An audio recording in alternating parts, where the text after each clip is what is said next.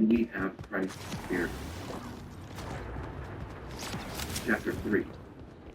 But for right now, friends, I'm completely frustrated by your unspiritual views with each other and with God. You're acting like infants in relation to Christ, capable of nothing much more than nursing the breast. Well then, I'll nurse you since you don't seem capable of anything more. As long as you grab for what makes you feel good and makes you look important, are you really much different than a babe at the womb? Content only when everything's going your way. When one of you says, I'm on Paul's side, and another says, I'm for Apollos, are you being totally distant? Who do you think Paul is anyway? Or Apollos for that matter? Servants, both of them. Servants who waited on you as you gradually learned to entrust your lives to our mutual master. We carried out our servant assignment. I planted the seed, Apollos watered the plant. It's not the one who plants, the one who waters who's at the center of this. It's God, who makes things grow. Planting and watering are meaningless serving jobs at minimum wages. What makes them worth doing is the God we are serving. You happen to be God's field in which we are working. Or, to put it another way, you are God's house. Using the gift God gave me as a good architect, I designed blueprints. Apollos is putting up the wall. Let each carpenter who comes on the job take care to build on the foundation. Remember, there was only one foundation, the one already laid, Jesus Christ. Take particular care in picking out your building materials. Eventually, there is going to be an inspection. If you use cheap or inferior materials, you'll be found out. The inspection will be thorough and rigorous. You won't get by with a thing. If your work passes inspection, fine. If it doesn't, your part of the building will be torn out and started over. But you won't. You'll survive. Just barely. You realize, don't you, that you are the temple of God, and God himself is present in you? No one will get by with vandalizing God's temple. You can be sure of that. God's temple is sacred, and you are the temple. Don't fool yourself. Don't think you can be wise merely by being up to date with time. Use God's tools. That's the path to the true wisdom. What the world calls smart, God calls stupid. It's written in Scripture. He exposes the chicanery of the cheat. The master sees through the smoke screen of the knowledge. I don't want to hear any of you bragging about yourself or anyone else. Everything is already yours. Fear, the world, life, death, present, the future, all of it is yours. When you look God. Chapter 4. Don't imagine us leaders being something we aren't. We are servants of Christ, not his masters. We are guides into God's most sublime secrets, not security guards posted to protect them. The requirements for a good guide are reliability and accurate knowledge. It matters very little to me, think of me, even less where I rank in popular opinion. I don't even rank myself. Comparisons in these matters are pointless. I'm not aware of anything that would disqualify me from being a good guide for you. That doesn't mean much. The master is that just me. So don't get ahead of the master and jump to conclusions of your judgment before all the evidence is in. When he comes, he will bring out in the open and place in evidence all kinds of things we never even dreamed of. Inner motives and purposes and prayers. Only then will any one of us get to hear the well done, God. All I'm doing right now, friend, is showing how these things pertain to Apollos and me, so that you will learn restraint and not rush into making judgments without knowing all the facts. It's important to look at things from God's point of view. I would rather not see you inflating reputation based on mere hearsay. The one who knows really knows you, knows your heart. And even if they did, is there anything that would differ in you that you take personally? Simply everything in general, and everything you are, sheer gift is from your heart. So what's the point of all this comparing and competing? You already have all you need. You already have more access to God than you can handle. Without bringing either Apollos or me into it, you're sitting on top of the world, at least God's world, and right there, sitting alongside you. It seems to me that God has put us to bear his message on stage in a theater in which no one wants to buy a ticket. There's something everyone stands around and stares at, like an accident in the street. You're the Messiah's mystery. You might be sure of yourself, but you live in the midst of frailty and uncertainty. You might be well thought of by others, but you're mostly kicked around.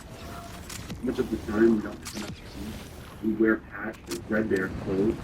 We get doors slammed in our faces. And we pick up odd jobs any way we can to keep out a living.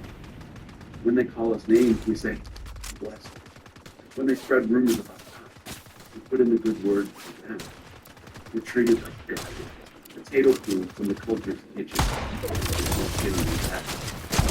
I'm not writing about this as a neighborhood scroll just to make you feel rotten. I'm writing it for fathers, for the children. They love you and want you to grow up well, not spoiled.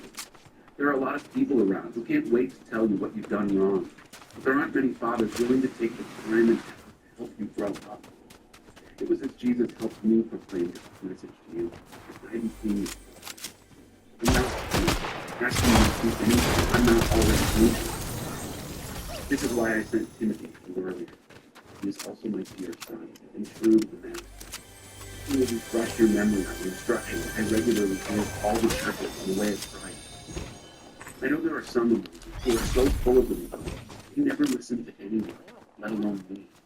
They don't think I'll ever show up in person, but I'll be there sooner than you think. I will. And then you'll see if they're full of anything but hot air. God's way is not a matter of mere talk.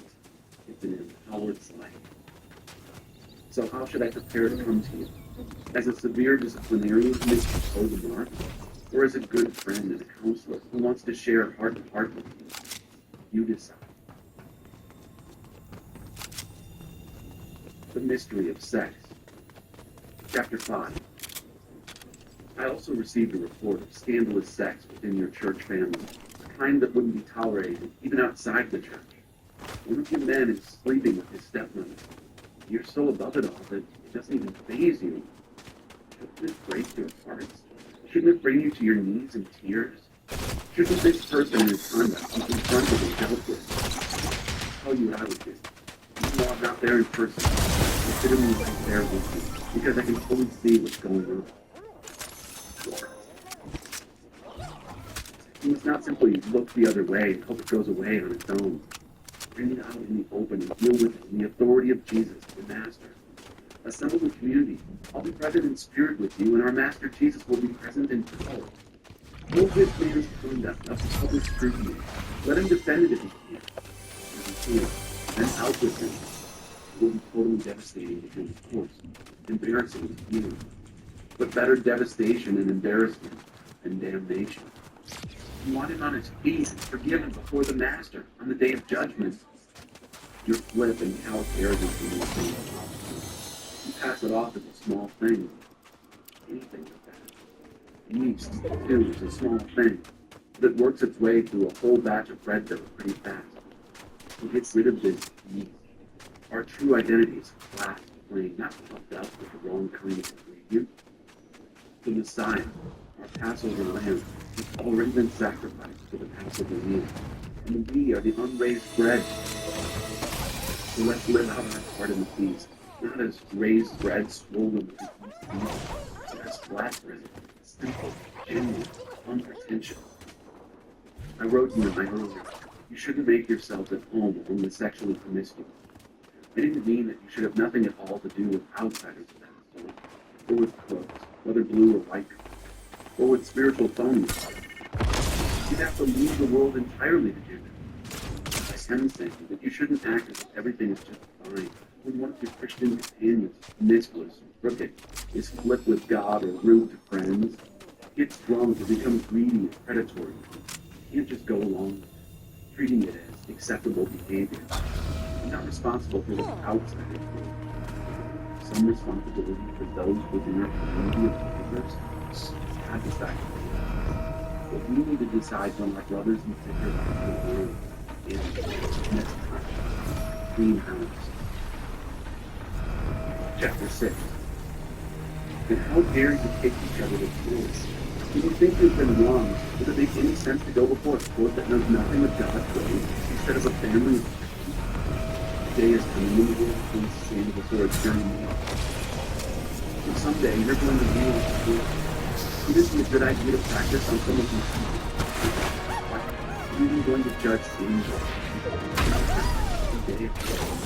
Every disagreement and wrong surface. Did you ever entrust them to the judgment of people you don't trust in any other way? I say this as bluntly as I can, waking up to the stupidity of what you're doing. Is it possible that there isn't one level-headed person among you who can make fair decisions from disagreements and disputes? I don't believe it.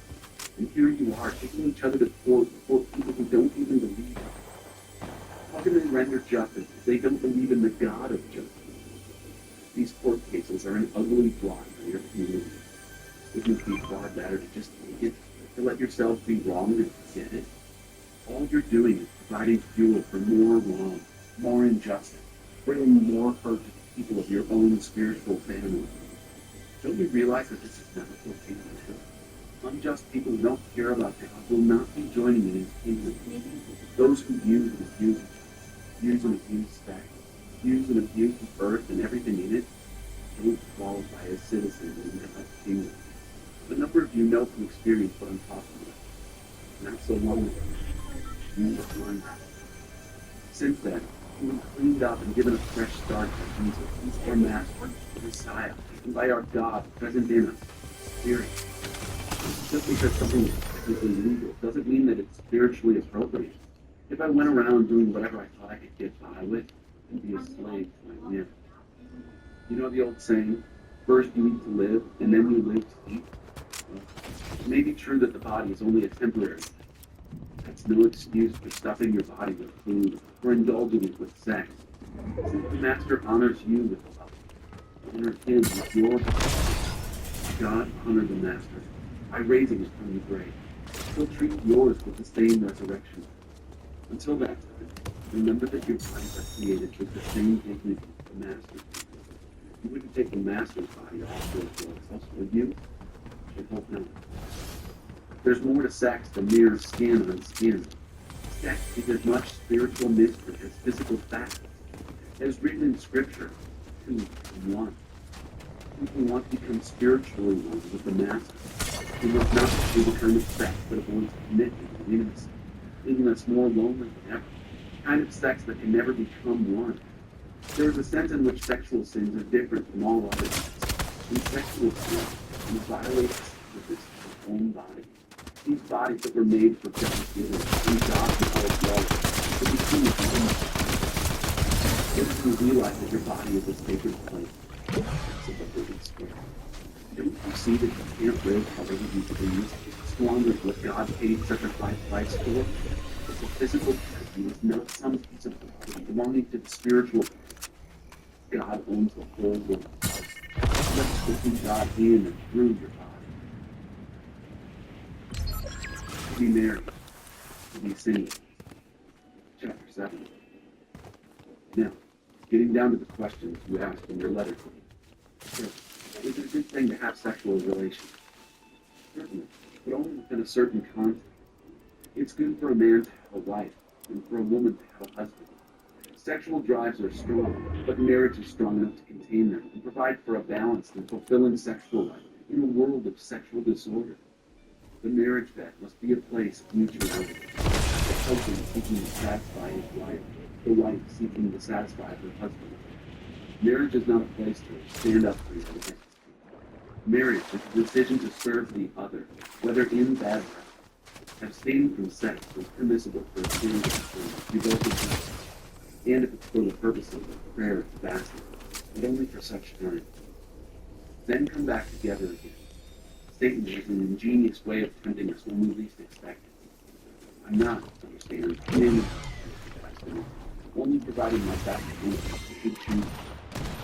I wish everyone was single to me. A simpler life in any way. But celibacy is not any more than marriage. God gives the gift of the single life, the gift of the married life to others. I do, though, tell the unmarried and widows that singleness might well be the best thing for them, as it has been for me.